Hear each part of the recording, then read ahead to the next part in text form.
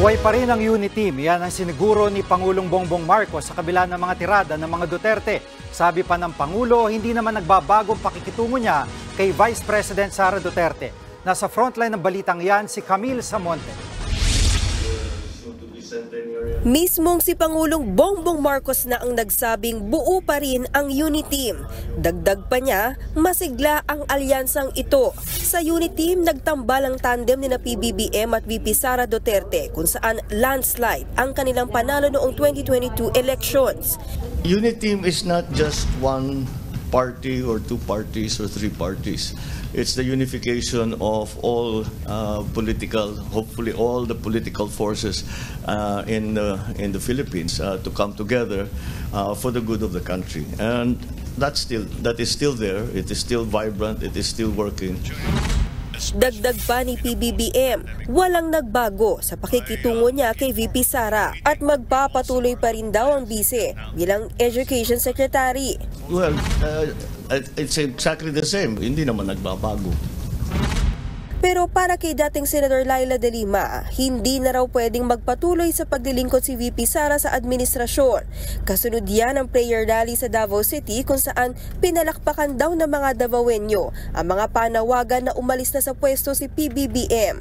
Hirit naman ni dating Senador Antonio Trillanes, dapat daw ay may kaunting hiya si VP Sara at mag-resign na bilang DepEd Secretary matapos murahin at insultuhin ng kanyang tatay at kabatid si PBBM. Sa pagharap naman sa media sa Davao City kagabi, ipinaliwanag ni dating Pangulong Rodrigo Duterte ang naging panawagan ni Mayor Baste kay PBBM na mag-resign. Si Baste, galit yan.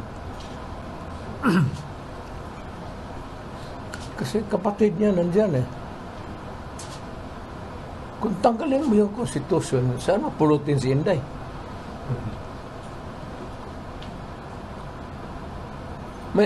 Yung kay Baste naman, sentimental, it's a brother to sister. Paborito ni Inday si Baste. Tanggalan ng tao ng trabaho, Vice Presidente.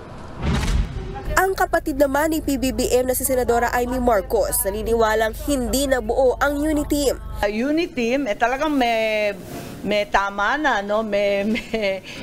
May lamat na talaga ang pagkakaisa, pero sa palagay ko, yung mga principal, hindi naman na magulo eh. Yung magulo, yung mga amuyong dyan sa tabi-tabi, yung mga demonyo at ahas sa laylayan ng palasyo, talagang mahirap dyan eh. Binira naman ni Senator Risa Hontiveros ang pangakong pagkakaisa ng UNITEAM noong 2022 elections. Sa kanyang privilege speech, sinabi ni Hontiveros na hindi pa nangangalahati ang termino ni PBBM, pero wala na ang unity. Pinangakuan nila tayo ng unity, pero wala pang midterm, wala na kaagad na kahit anong bahid ng unity. Anong ipinakita nyo nitong linggo?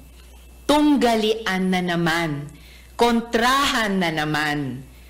Pinapapili na naman ang mga Pilipino sa pagitan ng dalawang maimpluwensyang pamilya. Nagbabalita mula sa Frontline, Camille Samonte, News 5. Mga kapatid, Jiggy Manikad po, iba na ang may alam at may pakialam sa panahon ngayon. Para sa konkreto, kumpleto at komprehensibong balitaan sa Frontline, mag-follow at mag-subscribe sa social media pages ng News 5.